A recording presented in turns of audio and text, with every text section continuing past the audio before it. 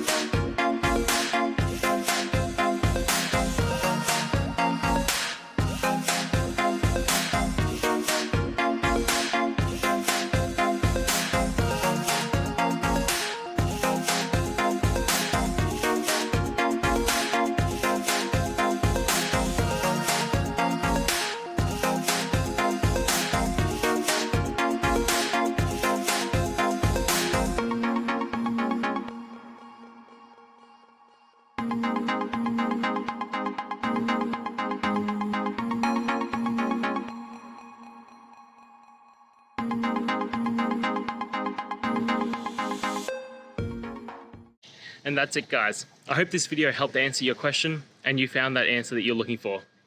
Now, please hit subscribe if it helped. I really appreciate it. And I'll see you next time on another one of these videos. Cheers.